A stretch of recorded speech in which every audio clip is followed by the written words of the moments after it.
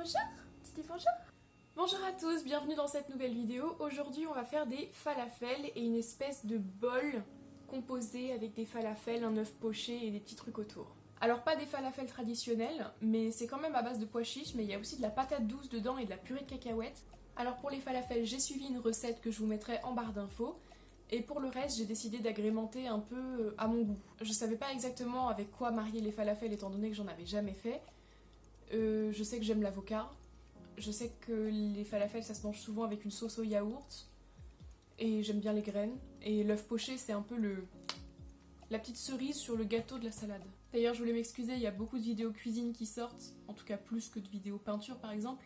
La raison c'est simplement que je peins pas tous les jours mais que je cuisine tous les jours pour manger. Et du coup vu que je poste pas mal sur Insta ce que je fais à manger, souvent on me demande la recette, on me demande d'en faire des vidéos. Mais du coup j'espère que ça va vous plaire. C'est pas du tout difficile à faire, c'est peut-être un peu long par rapport à d'autres plats où tu ne prépares qu'un seul gros truc. Là il y a plusieurs choses à assembler les unes aux autres. Mais c'est vraiment, mais alors par contre c'est vraiment délicieux. Et le truc intéressant que je testais pour la première fois c'était de cuisiner avec l'aquafaba. L'aquafaba c'est l'eau des pois chiches qui est, il paraît, pas mal utilisé en cuisine végane, souvent pour remplacer les blancs d'œufs.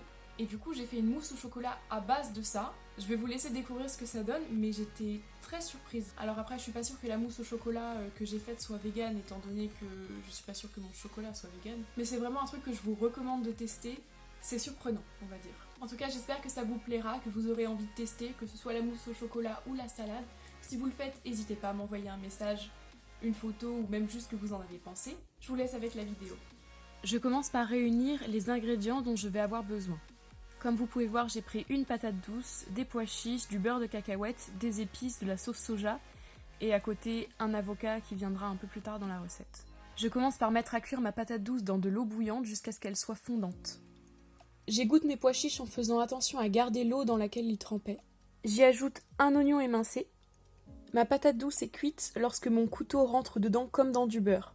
À partir de ce moment-là, je la coupe et je l'ajoute à mon mélange avec les pois chiches. Je mixe le tout.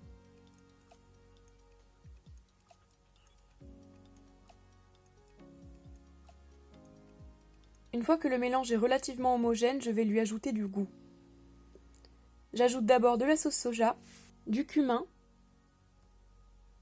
de la coriandre, du paprika, du curcuma et du beurre de cacahuète. Et je mélange à nouveau. Voilà à peu près la consistance que j'obtiens.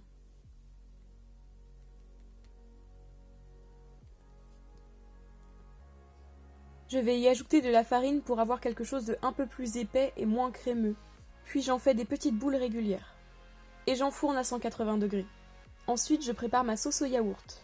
J'y mets donc du yaourt, du cumin et du jus de citron. Je la mets au frais. Voilà à quoi ressemblent mes falafels lorsqu'ils sortent du four. Puis je réunis tous les éléments pour monter mon assiette. J'ai donc les falafels, la sauce au yaourt, de l'avocat, des œufs pochés et des graines de lin, de tournesol et de sésame. Je dépose d'abord ma sauce au yaourt, des lamelles d'avocat,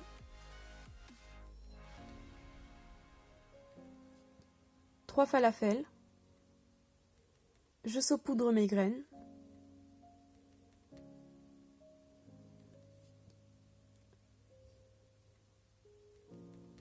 et quand toutes mes assiettes sont montées, je vais pouvoir pocher mes œufs. Alors vous m'excuserez, je sais pocher que le jaune de l'œuf pour l'instant, j'ai pas trop compris comment pocher un œuf entier. Et c'est un peu compliqué de vous filmer ça, mais en gros, je vais donner un mouvement à mon eau. À côté de ça, j'ai séparé un blanc d'un jaune. Et je suis censée prendre mon jaune et le mettre au milieu, mais je vais devoir attendre que l'eau bout.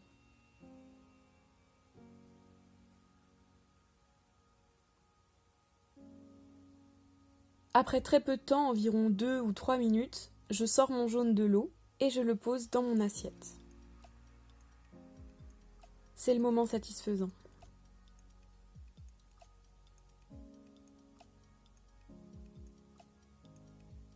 Et pour le dessert, j'ai gardé, si vous vous souvenez bien, l'eau de mes pois chiches. Je vais essayer de les faire monter comme des blancs en neige.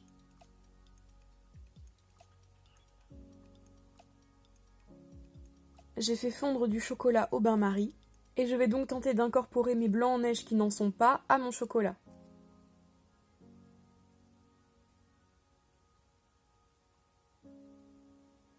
Déjà, vous remarquerez que c'est pas hyper ferme. Je sais pas si c'est moi qui les ai pas assez montés, mais c'est pas exactement la même texture que des blancs bien montés en neige. Voilà ce que ça donne lorsque j'ai incorporé toute mon eau de pois chiche montée en neige. Ça a relativement la même texture que lorsque je fais des mousses au chocolat, mais je suis pas totalement convaincue. Donc j'ai sorti des petits verres, je vais verser ma mousse dedans et la laisser au frigo pendant plusieurs heures. Comme ça, de loin, ça a relativement une tête de mousse au chocolat. Maintenant, il faut voir si ça en a la texture et le goût. Je suis vraiment désolée pour la lumière. Alors, on va goûter ça. Déjà, la texture est pas si mal, hein. Si j'avais monté mon eau en neige un tout petit peu plus ferme, je pense que ce serait nickel. Écoutez, je suis très surprise parce que ça a le goût d'une mousse au chocolat. Voilà, j'espère que ça vous aura plu. Je me répète, mais franchement, tester ces recettes, c'était vraiment très bon. Comme d'hab, si ça vous a plu, n'hésitez pas à liker, à vous abonner si c'est pas fait, à partager. Et d'ici la prochaine vidéo, salut!